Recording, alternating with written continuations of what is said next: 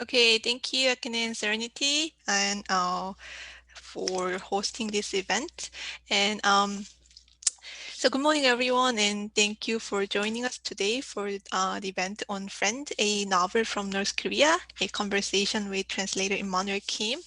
And this event is part of his history topic seminar that I'm teaching, the Korea and the Global Cold War, but also with the support from the University of Manitoba's Institute of Humanities and the Department of History. It is also open to public, and you can also watch it on Facebook, where it is currently live streamed. And so before we start, I first want let Serenity make the opening remarks, and then we will start from there. Sure. Thank you, Jeongmin. Welcome, everyone. My name is Serenity. I am the current director of the University of Manitoba Institute for the Humanities. And I wanted to remind people that the University of Manitoba and the UMIH are located on the original lands of the Anishinaabe, Cree, Oji-Cree, Dene, and Dakota peoples, and we are also on the homeland of the Métis Nation. I ask that we remain mindful of this ongoing settler history and that we listen to and engage with Dr. Kim today with this in mind, and I hope that there will be some questions that are generated from this contextualization.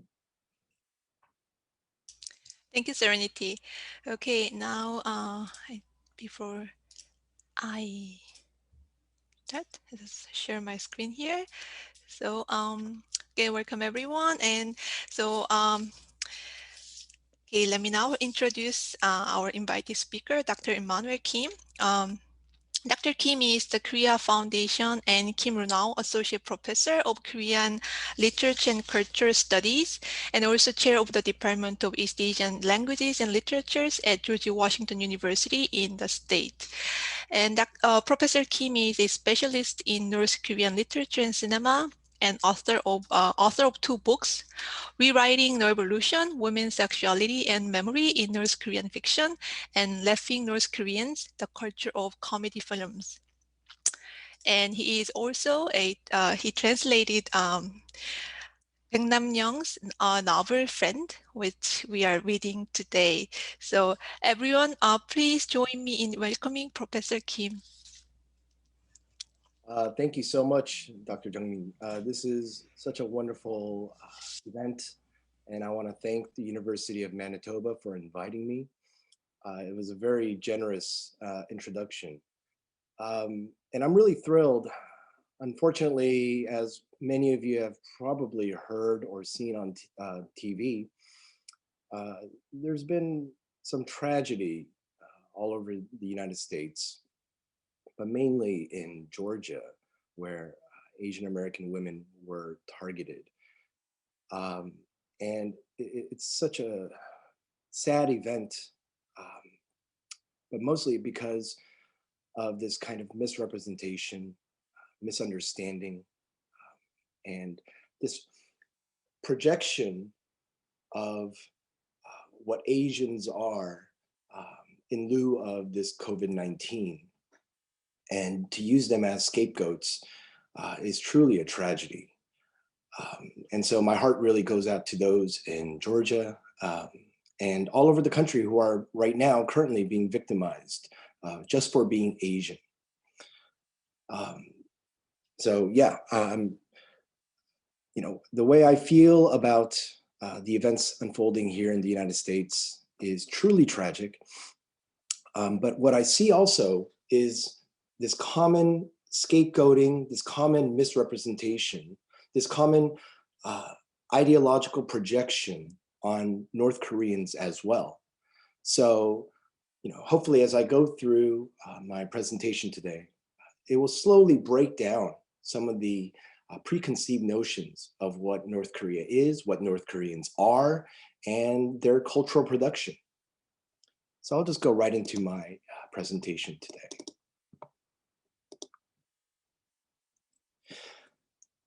North Korean literature has a long history, of course, dating back to the colonial period.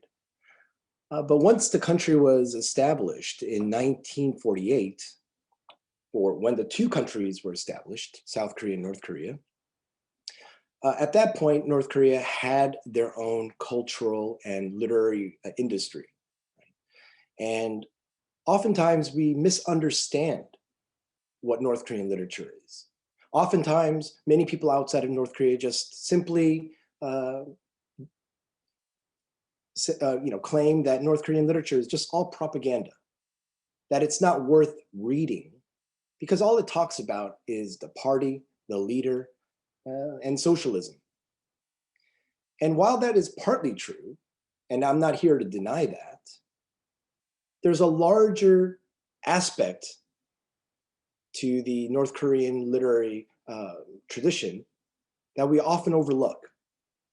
And hopefully today's lecture will sort of fill in the gap and make our understanding of North Korean literature a little bit fuller.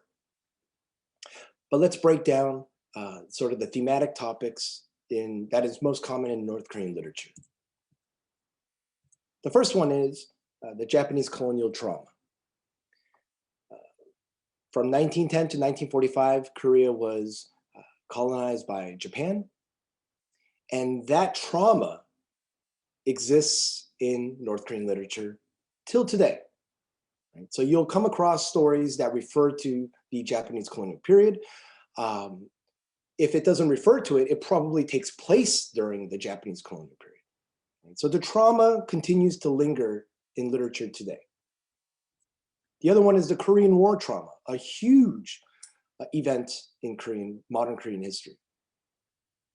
And so you'll have stories that either take place during the Korean War or memories of the Korean War. And in Friend, there's no reference to the Japanese colonial period, but there is a reference to the Korean War. And the biggest trauma, I think, in North Korean literary production is what I call the Kim-Jong-Il trauma. So prior to Kim Jong-il stepping in to the literary production or just the cultural production in general in North Korea, a lot of the writers, a lot of the artists had these visions of a perfected socialist state, visions of what their country should be and where it could go. But then Kim Jong-il steps in, and this is the son of Kim Il-sung. He steps in and takes over the cultural production. And for me, this was the turning point. This was the turning point for literary or all cultural production, where he changed it so that it idolizes his father and himself eventually. And quite personally, there was no need to do this, but looking at the context of this period, and this was in the late 1960s, there was a shift and this need to solidify his father's political position.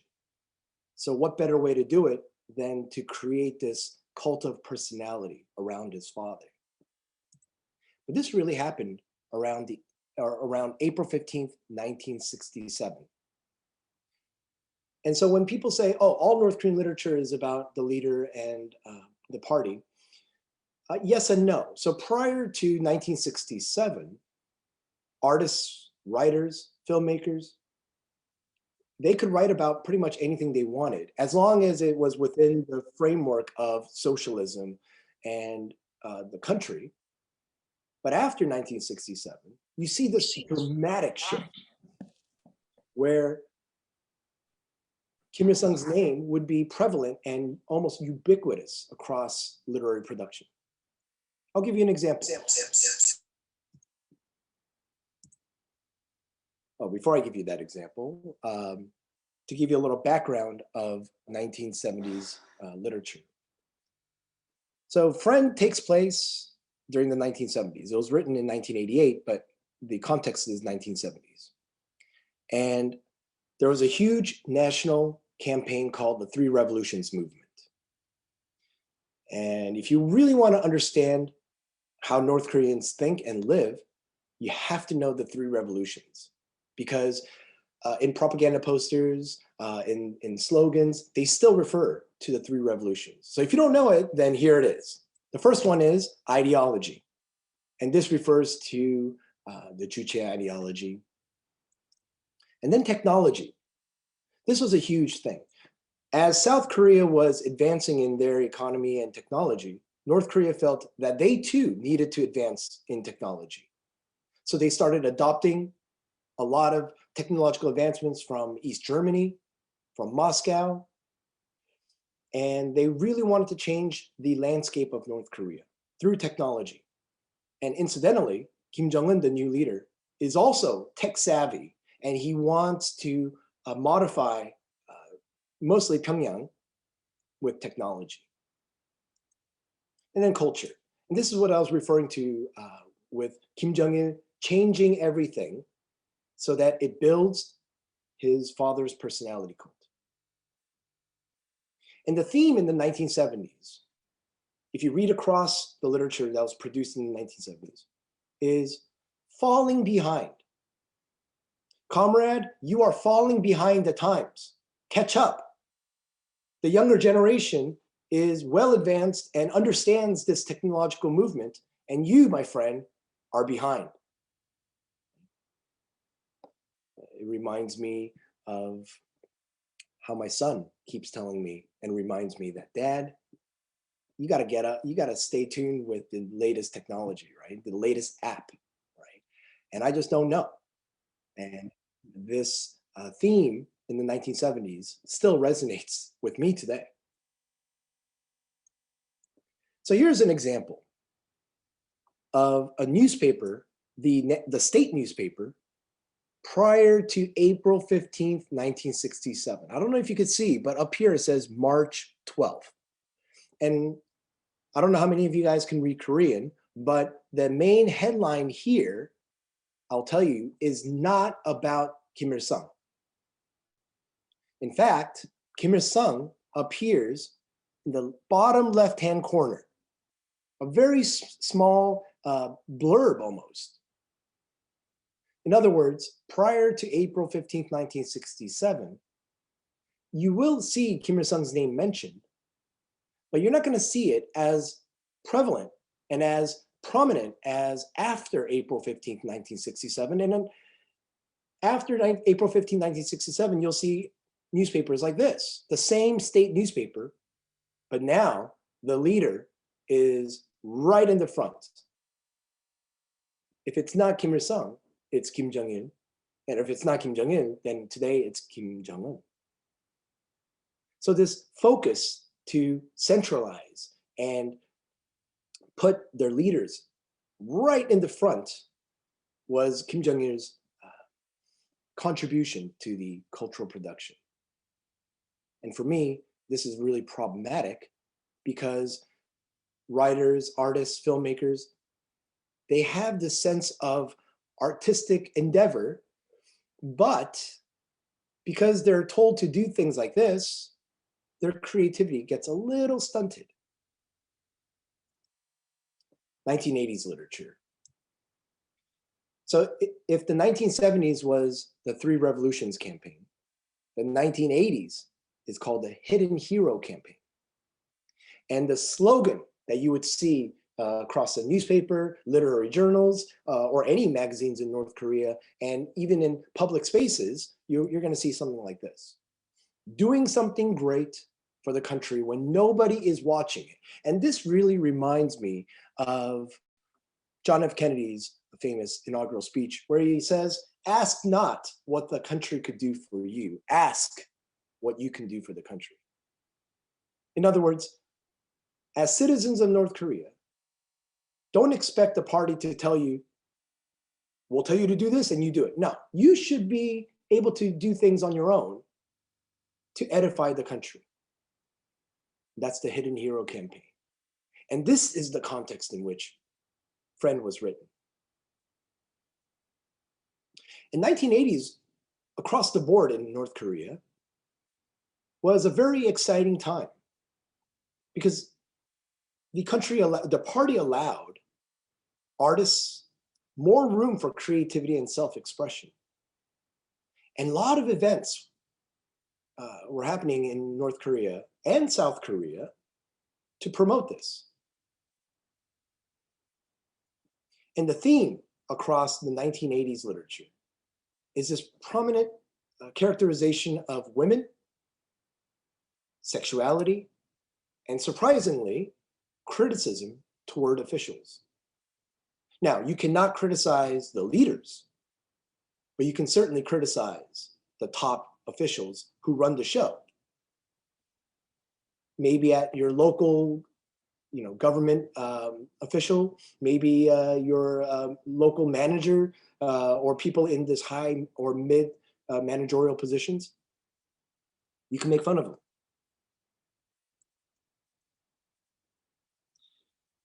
I just want to introduce and show you guys some North Korean literature that was really impactful during this period. Right? This one is called Pyongyang Time, written by a very famous writer. And this novel talks about the rebuilding of North Korea, particularly Pyongyang, with this technological advancement in mind. And it's the younger generation who needs to step up and redesign North Korea. Salt Deposits is also written, these are all written by really famous North Korean writers. And Salt Deposits is one of my favorite ones because it takes place during in the agricultural field, in the salt mines. But this novel really shows this notion of sexuality and romance that is really hardly seen in other North Korean novels. Paek Nam-Nyong also wrote not only Friend, but After 60 Years. And this one is also about this generational difference between the older and the younger generation. And this realization that the older generation needs to catch up to the younger generation. Land is about young farmers who were born and raised in the agricultural collective farms and who desire to move to the city. And it's this contention between the rural areas and the urban areas. Ambition was written in the 1990s. But again, it shows this ambition of younger generation to change the society and this hope for a new country, really. What's surprising in all of these novels, written by really famous writers in North Korea, don't praise the leaders. So when people say, oh, all literature in North Korea has to praise the leader, well, this is a complete misconception and misrepresentation of North Korean literature. Again, as I said earlier, there are literature that do that. But in this right here, you see all these famous writers who you would think are loyal subjects of the party don't necessarily venerate the leaders, because that's not necessarily what literature and arts is in North Korea. It's not that. So let's talk about Paek Nam-Nyong. He was born in 1949 in the northern region of North Korea. It's an industrial complex. During the colonial period, the Japanese came in and built this industrial site. And after the Japanese left, the North Koreans just took over and continued in that area. And it still remains to be the major port city next to Busan in the south. Hamhung remains the port city in the northern region. The author himself worked at a factory for 20 plus years as a lathe operator. Now, when I was translating the novel, I had no idea what a lathe operator is. I don't know if you guys know what a lathe operator is, but apparently a lathe machine looks like this. And after Googling it and finding what a lathe machine looks like, I have no idea what this is. But that's what he did for 20 plus years. And the husband in Friend was a lathe operator, because the writer wrote about a character that he himself knows very well, right? Because he's been working in that field. The author read plenty of world literature, ranging from Les Miserables to Jane Eyre and other romantic Victorian novels. And this was when I met with the author, this was a very fascinating conversation that I had with him. The fact that he and his fellow peers, his writers, they all read world literature was rather surprising to me. He initially wrote stories as a hobby. So he would go to work, come home, and write stories. And his rise to fame was he published one of those stories in his local newspaper, and it caught the eye of the party, and his career as a writer began then. But he had to go to school for this. He had to receive formal training. So because he lived in the northern part of North Korea, he couldn't easily go to Pyongyang. It would have been, the train ride would have been many hours, if not days. So he had this long distance learning at the Kim-Il-sung University in Pyongyang. And that's when he started his professional writing career. After he graduated from Kim-Il-sung University, he started off at his province, and then he got invited to Pyongyang. And that's where he still resides, and that's where I met him in 2015. He published Friend in 1988. It was a big hit in North Korea. And then he joined what's called the April 15th Literary Production Unit, which is a subgroup of the Writers' Union in Pyongyang. And this subgroup is given the task to write novels about the leaders. That's what they do. And so when you come across novels that have Kim Il-sung, Kim Jong-il, and today I recently heard that they came out with a novel about Kim Jong-un, when they are central figures, most likely those novels were written by the April 15th Literary Production Unit. So Friend, what is Friend about? Well, right off the bat, it's about divorce.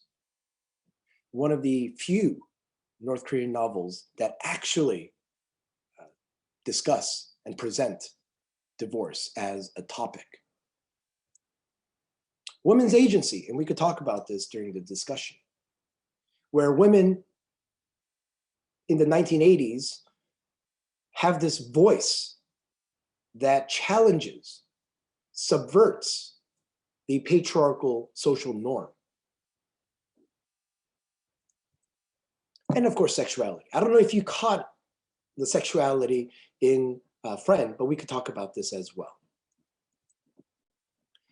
Neglected children. This is a really interesting point, because oftentimes in North Korean literature, when you have neglected children, it's because their parents died in the hands of the Japanese colonists or during the Korean War.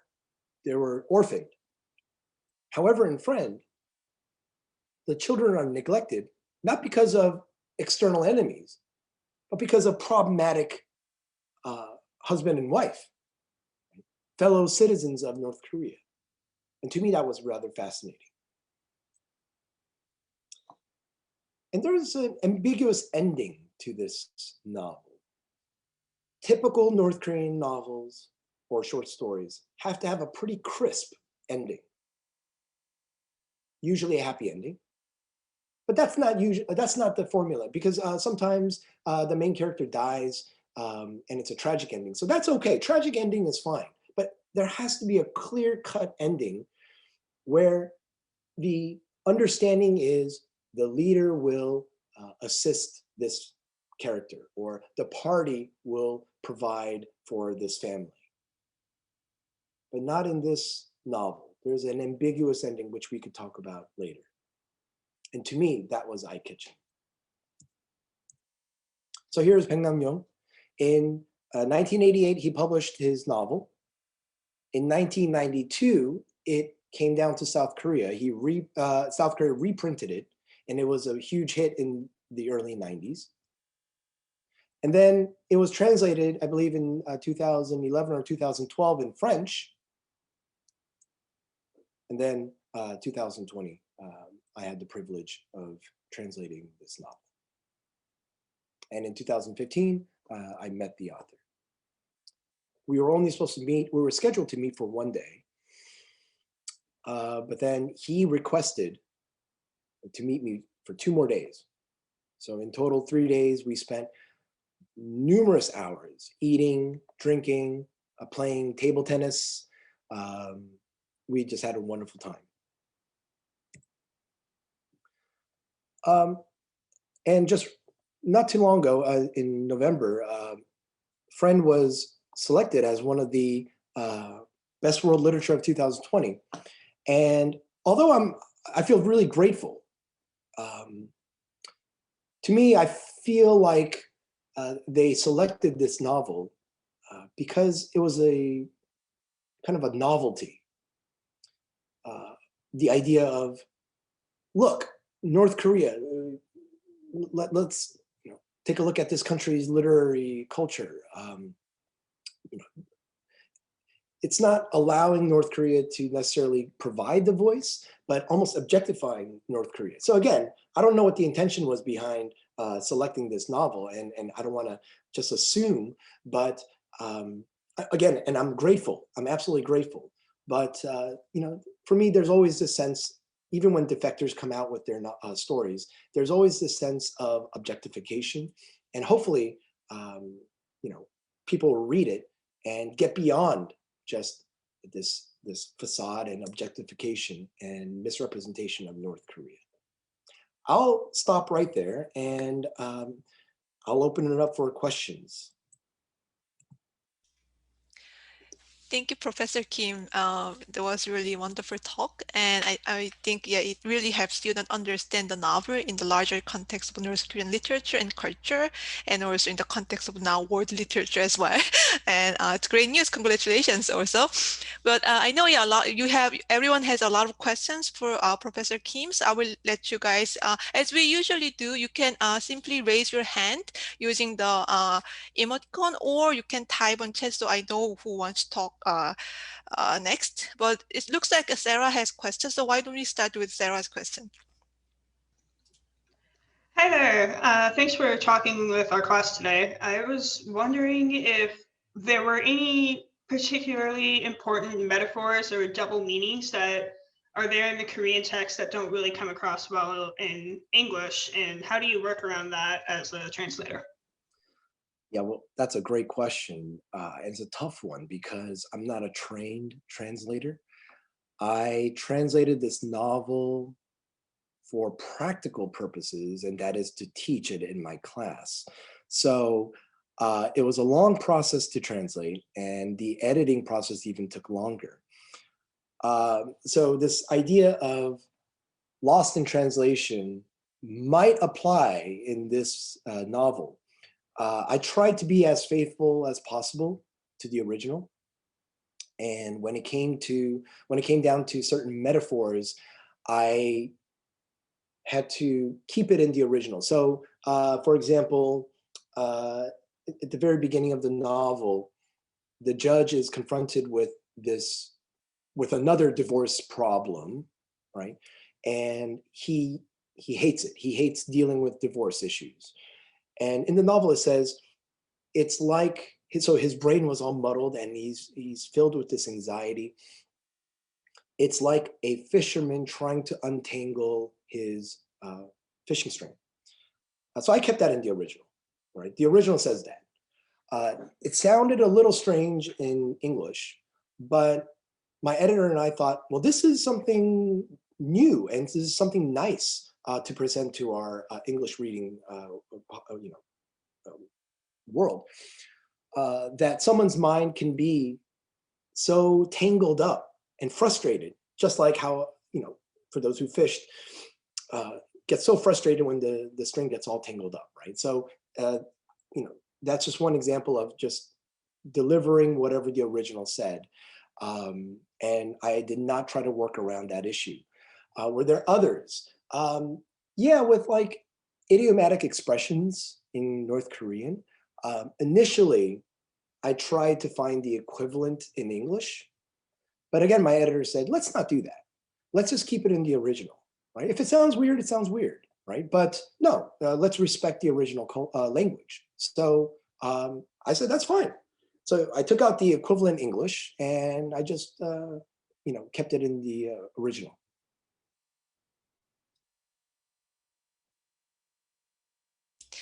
And I know some of you other classmates also had a question about the translation matter. So if you want to maybe add any questions here, then maybe we can talk about that a little bit more. Okay, Reagan? Hi, it's very happy to meet you. And yeah, I think you did an amazing job with translating it, and it was a really, really great piece. My main question was, when you were translating the book or when you met with the author, did that change any preconceptions that you originally had about North Korea, that when you met him, something was just like not what you expected? Yeah, so I started my research in North Korean literature back in 2008, 2009. And I was in South Korea at the National Library. And there's a floor that is devoted to North Korean literature, well, North Korea in general. And so I would go there from 9 to 5. It's as if I worked there, and I would sit there all day just reading North Korean literature. I started off with short stories because it's more accessible. And I started from the 1960s all the way up to the 1990s. And I must have read close to 1,000 short stories. Some stories I would just skim through because it didn't really interest me. But what I noticed was there was a pattern in North Korean, in all these short stories. And my preconceived notion of North Korean literature really came alive as I was reading these short stories. And my preconceived notion was, yeah, North Korean literature is all propaganda. It's just all about the leaders. It's all about the party and so forth. So, reading through 3-4 decades of North Korean short stories, it verified and confirmed my preconceived notion until I came across Friend. Right? And already the opening of Friend was very different from any stories that I've read previously. And then I started, once I finished the novel, I was so moved by it that I went back to the short stories and I read everything that Nam-Nyong wrote. And then I found his short stories here and there in this literary journal that I looked through from the 1960s all the way to the 1990s. And what initially I just skimmed through it, and I, again, my lens, my preconceived lens were reading these short stories. And so I had to take that off and read it carefully. And I realized that, oh my gosh, what was I thinking? If I skim through it, my preconceived notions are confirmed. But when you actually closely read these stories, there are so many layers that I've completely overlooked. And I feel that many readers from outside North Korea sort of approach North Korea the same way, right? They just read the surface level and they go, oh, that's all propaganda. But if they take some time to really understand it and read the layers, you'll discover that there's a deep and rich culture in North Korea that many people will have overlooked. Thank you. Yeah, I think that's one of the things we want to do in this class as well, okay? Because that we always think North Korea, we always have that, we cannot be free from that kind of bias, right? And then all the readings kind of suggest, okay, it's not something what we actually think as North Korea, right? So those are, I think in that sense, this novel was really great. And I do appreciate you actually translated this novel, because I was very happy to assign this for this class. Okay, next question. Kira? Hi. So when I was reading, the translation, what I was really struck by was the emphasis on the natural beauty of the surroundings and sort of the idea that nature is present even, you know, outside of the factory walls, right? And so there's this juxtaposition of inside the factory, which I found was never really described in the same way as the outside world, which I found quite lovely. And then yeah, the outside and they'd look up the beauty and the natural expanse. So I was just wondering if that was like sort of an intentional sort of highlight of the beauty of Korea, or you're nodding, so I'm assuming.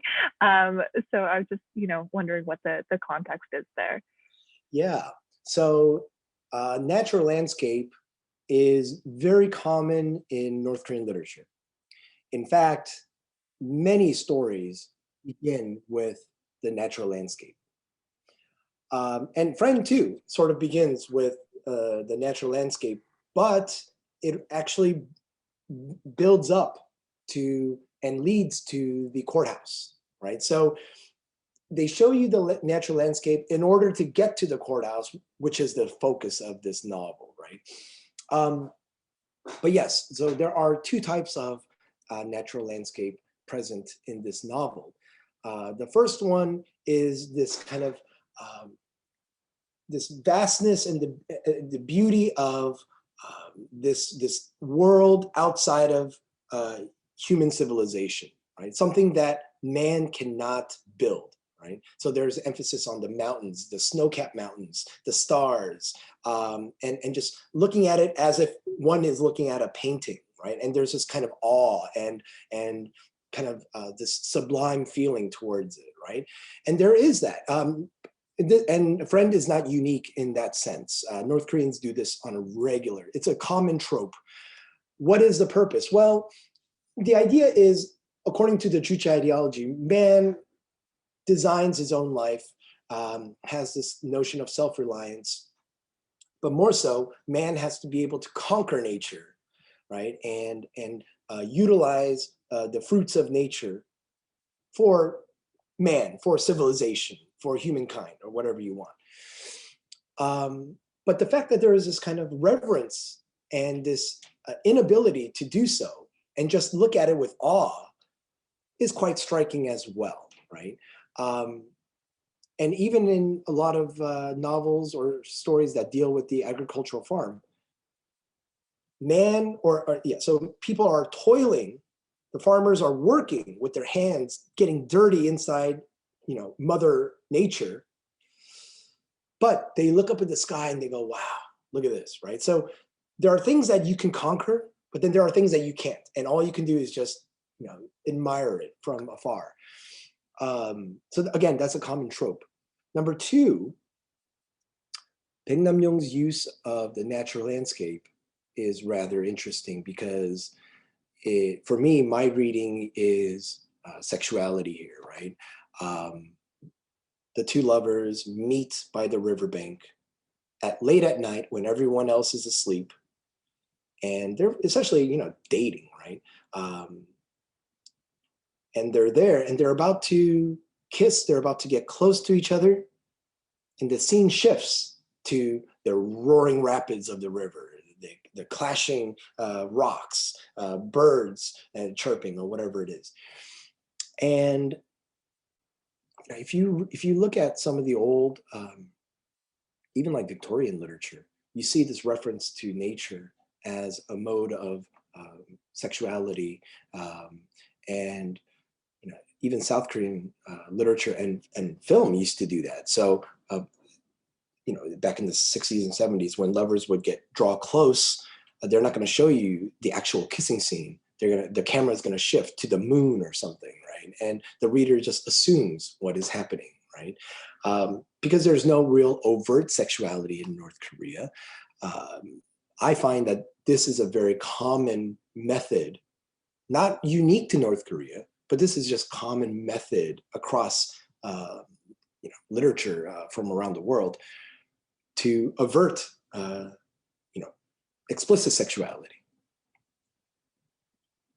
Yeah, I had a question about that as well because I also do gender and sexuality. So for me, that was kind of very obvious that the way he uses that kind of like very detailed description of those natural beauty whenever like this couple was when they are dating in the very beginning of the novel. So yeah, I appreciate you elaborate on that point. Okay, can I say one thing about that? Yeah. So when I addressed that to the author and I said, hey, am I reading this correctly? Right? He said, no. Are you kidding? And he denied it right off the bat, right? So I'm just going to leave it at that, okay? Right? But then he turns around and he says, but who cares about authorial intent, right? So that was really interesting, right? I think, you know, in his position, he has to deny any form of sexuality in his novel because that's not what the party wants, right? But then the fact that he turned around and said, yeah, but authorial intent, who cares about that? It's your reading, it's your interpretation, and I'm fine with that. So I said, oh, okay, hey, I'm fine with that too then. That's quite an interesting story. Yes, I also assigned that your interview with Nam-Nyong as kind of optional reading. So students read that piece as well. But yeah, I think it's really great to hear also about like your kind of first hand encounter with this author and yeah, those inside stories. And we have Megan waiting for a while. So yeah, Megan. Hey, hi. I really enjoyed the book. Like I just didn't want to put it down. It was like really interesting. But I just have a question, like how did you specifically like get picked like to translate the book? Like you said you read it and you really like enjoyed it and it kind of like changed your perception on North Korean literature. So did you kind of like seek out to translate it or did somebody like come find you to translate it? Oh, no. So I discovered it. It was literally a diamond in the rough. So I was, really dejected after reading hundreds and hundreds of these short stories. And I picked this book out from the shelf and, read it. And again, the first few pages already captivated me. Normally it takes me a long time to read through North Korean novels. But this one, I think I read it within a couple of days and it was just amazing. And after I finished it, I thought, okay, I'm going to have to translate this to teach in my class.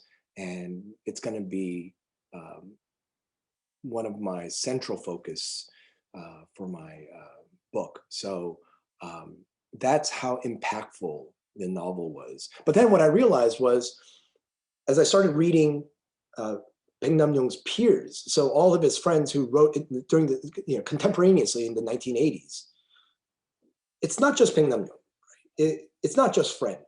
It's his peers who all wrote in a very similar fashion, right? So initially I thought Friend was just a one-off isolated case, but I quickly realized that it wasn't. There must have been at least a dozen or more novels that had the same kind of feel to it. But then out of all those, I felt Friend was the best because it actually dealt with an issue that was hardly seen in North Korea. And I thought my students would get a real good kick out of this and really enjoy it. And I'm so glad you did as well. Yeah, so that's why I chose it. But his fellow writers during the 1980s, they all wrote in a very similar fashion. Thank you. How long did it take you to complete this project, Immanuel? Oh my gosh. Okay. So the way I translated it, okay, so first I started off by doing line by line, sentence by sentence. And that proved to be very, very difficult. So a translator friend of mine suggested, don't do that. Read the novel several times, get the spirit of what the author is trying to say, right? Really get a sense of it. And then once you get that, read like a few sentences. Don't just go line by line directly. Go read a few sentences, if not a paragraph. But in North Korean stories, same with South Korean novels, paragraphs aren't that long, right? It's not like a Dickens novel where the paragraphs are like pages long, right? So it's easy to read a paragraph and get the conceptual idea of it. And then don't look at the original, just try to rewrite what you thought or what you think would be the great, better translation of it.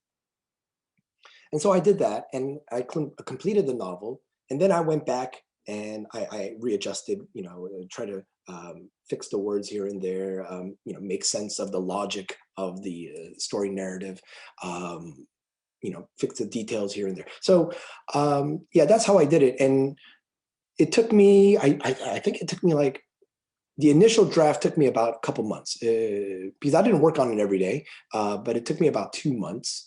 And then I left it in the back burner for many, many years until Columbia came by and picked it up. And my editor did a fantastic job of going line by line and you know, fixing it up. So it was a long project for it to be published in the form that you guys have it. But during that time, my rough draft, I would show it to my, or have my students read it. Yeah. So they read the real rough draft. And yeah. Now we have several hands raised here. So I think Rihanna is first, and then Andre and Andreas. Hi, I think you sort of touched on issues of my question, but so you've dedicated your academic career, or I guess a large chunk of it, to this like literary analysis or cultural analysis. And so I was wondering, like, what is it that really like draws you to it or makes you think it's useful? Like, is it that you think there's something like fundamentally revealing or useful about this sort of way to understand a culture? Or do you think that like the fact that it's North Korean literature, so the situation of the country is a little different, and so it's especially sort of interesting to analyze? Yeah, so that's a great question. So initially when I approached North Korean literature, I approached it like many people, already having this preconceived notion and the idea that North Korea is just homogenous. Everything they do is homogenous, and that homogeneity is all directed to the leader and the party and whatnot. And that the writers' union was all homogenous. All writers were thinking the same way as they're writing. They're state employees, all these literature, short stories, novels, whatever it is, they're all state sanctioned. So they have to go through a certain process. You know, if you want to call them censors, you can call them censors. North Koreans don't call them censors, they call them editors. And it's funny how in the States or elsewhere, we call them editors and not censors. Although sometimes I feel like my work gets censored, but you know, we have, you know, outsiders of North Korea, we have different terminologies for people in North Korea or in these communist countries. So again, because they have to go through these processes, I thought it was just all homogenous. But as I delved into the literature and after interviewing the author himself, and then talking with some of the defectors who worked at the Writers' Union, you get to see this multiple layers and differences in the writing culture.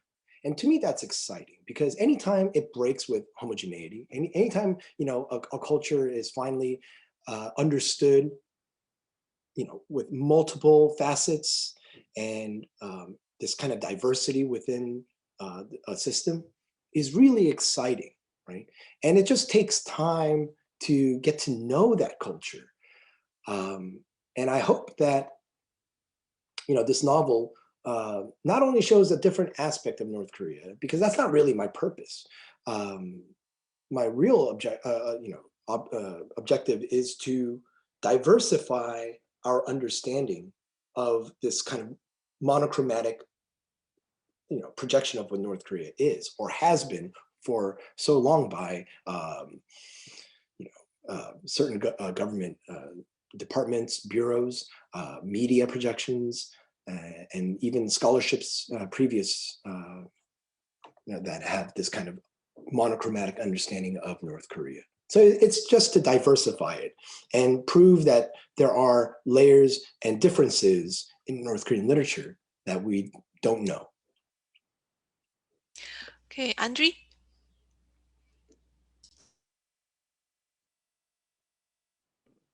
One second. Sorry, I've been having a little trouble with everything.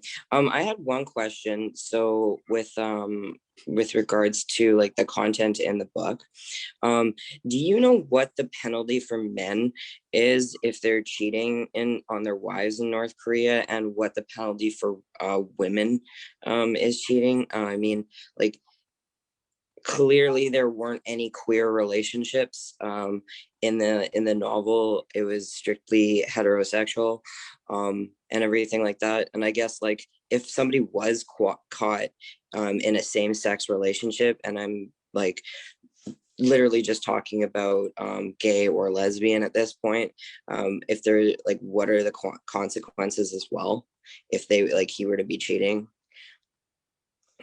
Wow, that's a very tough question. And thank you for that question, because I'm always wondering about that as well. Now, we got to distinguish fiction from reality, right? So what happens in fiction doesn't necessarily happen in reality, and whatever happens in reality isn't necessarily represented in the fiction. So, let's initially, make that distinction. Now, what happens in real life, I've heard some stories from defectors about what happens with cheating, what happens with career relations. And to assume that North Korea does not have any career relations is ridiculous, right? To assume that there are no gay people or lesbians in North Korea is just, it's ridiculous to think that, right? Now, what happens to them, I don't know. There was a very famous poet in North Korea who had an affair with another woman who was also married. And the party story is, according to the party, the story is that he got fired from the writers' union. But according to other poets who lived during that time and who kept record of it, he resigned himself, and he wanted to run off with this with his mistress. So, are there cheating happening, affairs happening in North Korea? Of course, right? It's a society, right? I mean, it would be ridiculous if we think that North Koreans are so pure and they don't, they're only committed to their, significant other. No. Now, there's a novel, again, written in the 1980s, that talks about having extramarital affairs. It's a fascinating book, right? Does it talk about the explicit sexual affair? No, right? It makes references to the extramarital affair, but nonetheless, it's there. What happens to them? Well, nothing really. They just get chastised by, I don't know, probably some, like, I guess we can say a party official or the local official. And that's pretty much it. Because at the end of the novel, they realize, oh, this was a mistake, we shouldn't do this. And they go back to their significant other. Queer. Now, a good percentage of North Korean literature is about the military. Strictly about men. Sometimes it would be about women in the military. But generally it's about men.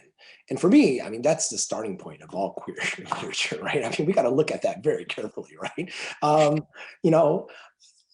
friend of mine who does queer theory, I told him, look, your next research should be about North Korean literature that deals with the military, right? Because I'm sure you can find, readings far better than I can. I'm just not really trained in that field. But, as I glanced through a lot of the military stories, come on, it's all there, right? They're all sleeping next to each other. They're all, gazing at each other. there has to be some kind of career happening in those narratives, and it would be for me short-sighted if I thought otherwise. So maybe that's the next project to do. Great. We have Andreas next. Hi there. Thank you for this presentation. I've really enjoyed it so far, and I appreciate you, organizing this. So, my favorite quote from the novel is when it says, "Time has passed. Marriage had not been an enchanting reverie, but a harrowing reality." Now, my question more so ties into the theme. Do you think this is the central thesis of the book? Is this story a cautionary tale of love affairs, or considering the resolves, towards the end, is it more complex than that? Yeah, wow. Yeah, so if you feel that is the central theme, then probably,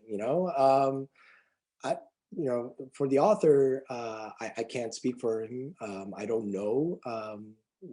Well, no, I do know. What he said was the reason he wrote this novel was not because there was an influx of divorces in North Korea. So he was very clear about that. And then the next thing that he said was, he wrote this novel because it's about family harmony and unity, things that the party likes to hear, I guess, right? So these are all official statements that he made to me, right? And I'm not going to take that away from him. But your reading and my reading might be different. And clearly, if you find that to be a central focus, then yeah, I'm with you, man. For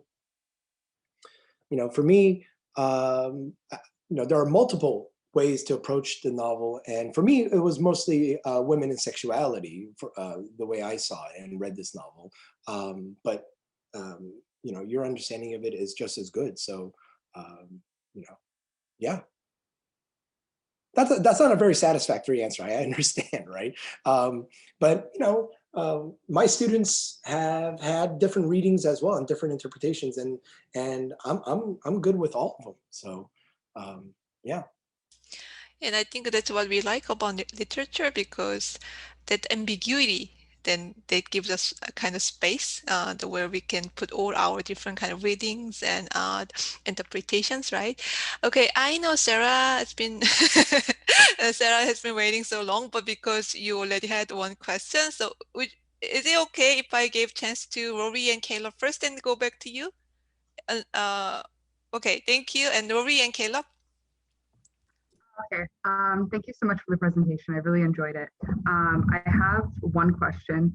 I don't know if you can answer it because it's more of like an author question, but I was curious whether Friend occupied like a specific genre or like literary niche in Korea, given it's like a state stage, like it was allowed, but I'm curious whether or not like what demographics have enjoyed this book, or whether or not there's like a specific, like, would it be considered like escapist from this kind of like propaganda, or not like kind of leader literature that you were speaking of earlier?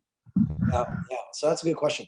I don't know the demographics of those who've read it. He told me this one anecdote where he was on a bus in the city, and there was a young woman completely immersed in the novel, and the covers, the pages were falling apart.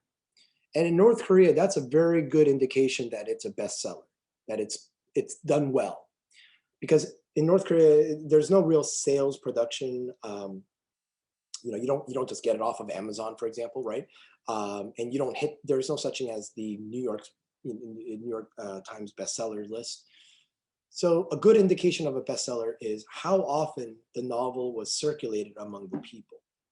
So the more hands the novel is touched, there's wear and tear. And that's what he noticed when the woman was reading it. The covers and pages were falling apart. And so he was so moved and touched by it. He approached her and said, "Hey, if you give me that novel, I will get you a new copy." Now, from his perspective, he just wanted a souvenir. He wanted to put it up on his shelf and say, hey, look, my novel really hit like the bestsellers list among the people.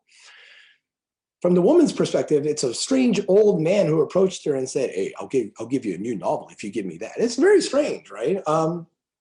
So she's like, no, thank you, creepy old man. And she got off the bus. So, gauging the demographics is very difficult, but based on the cover and the pages of the novel, you can tell how many hands it's touched, right?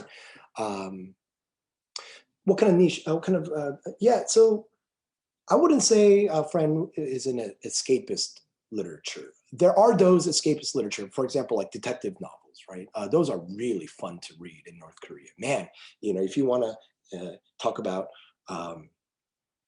action-packed, undercover spy novels, that's one way to go. They don't really have a superhero, genre, but Friend isn't necessarily an escapist one. I would say it falls along sort of the more general everyday life, family life, right? So there are military novels.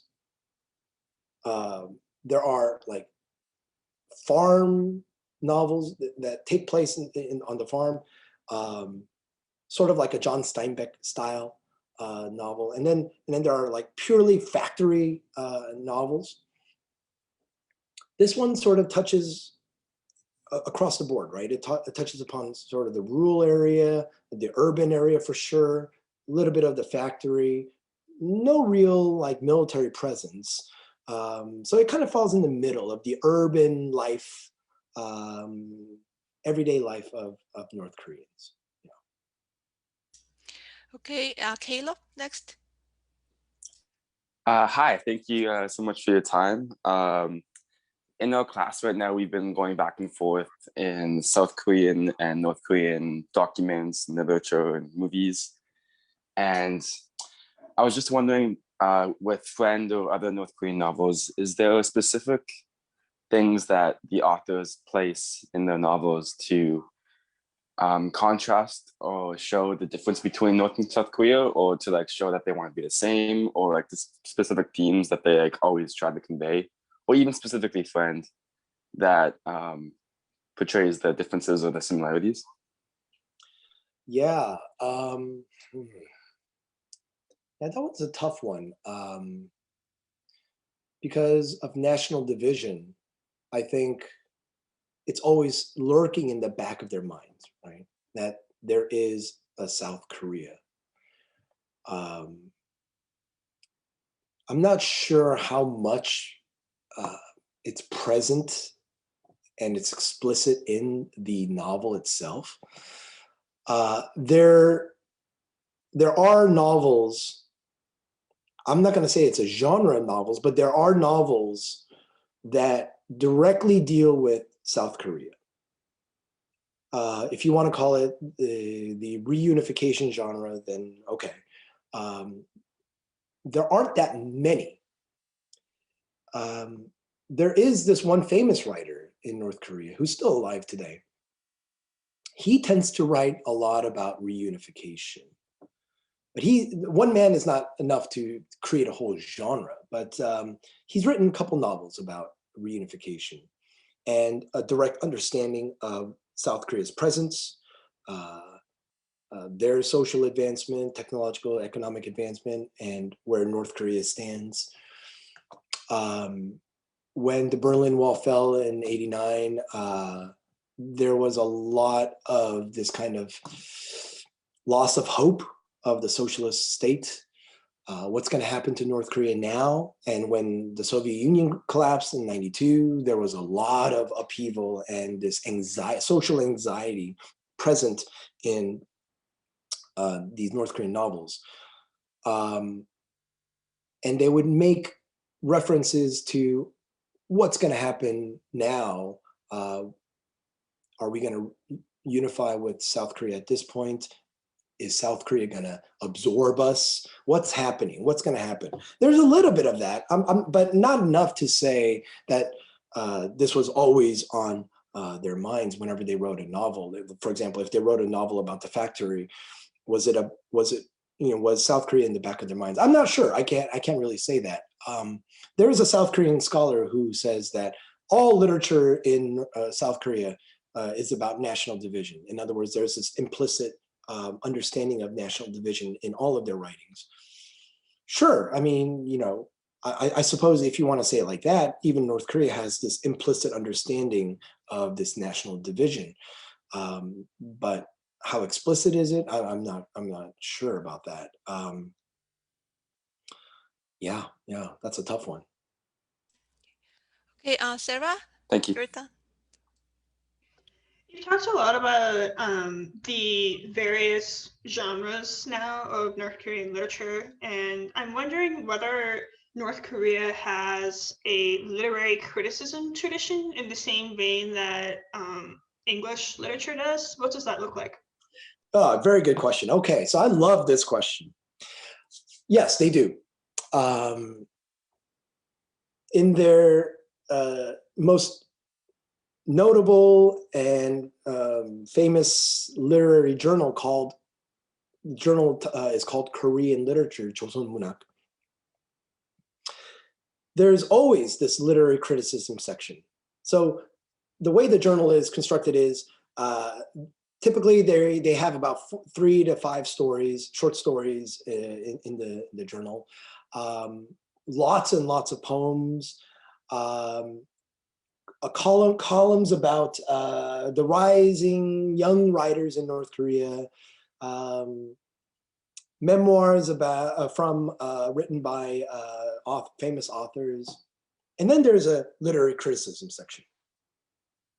So prior to 1967, there used to be a really active conversation, debate among the writers and critics about the direction of North Korean literature.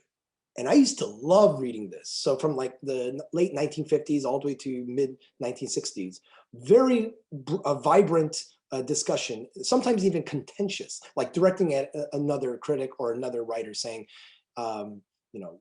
that writer has no idea what literature is.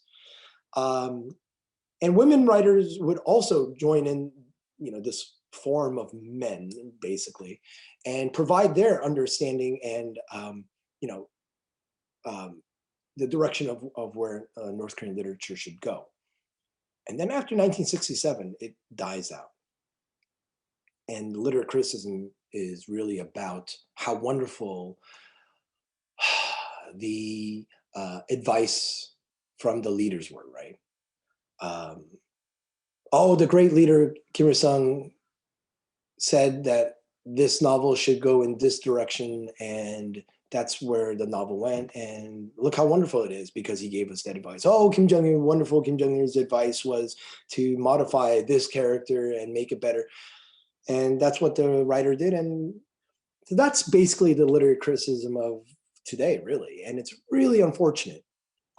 The opening paragraph is pretty much standard. It's a staple, and that is venerating the leaders for their sagacious advice.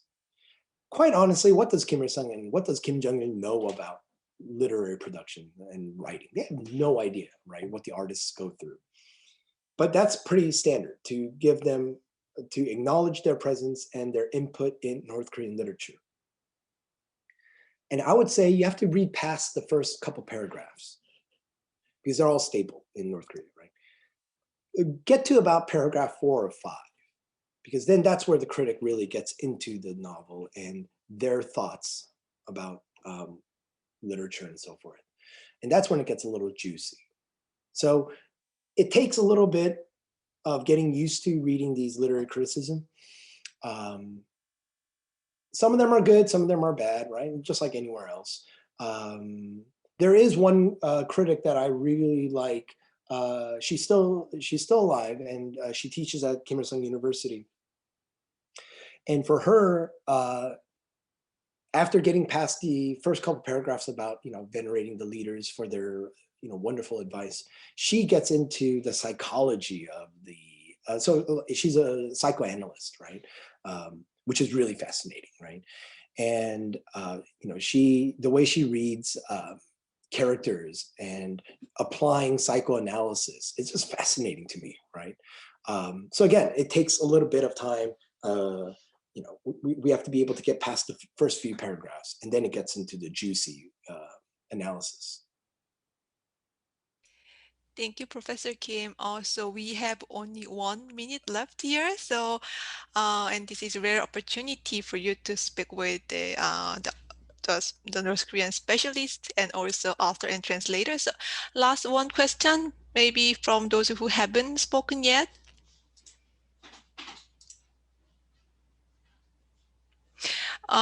Then maybe I can have Serenity. Maybe Serenity, do you have any comment or some closing remarks here to make? Thank you, Jeongmin. Thank you so much, Immanuel, for your talk. As a lit person, I appreciated this non-lit approach to this text and how that affords different ends to this topic.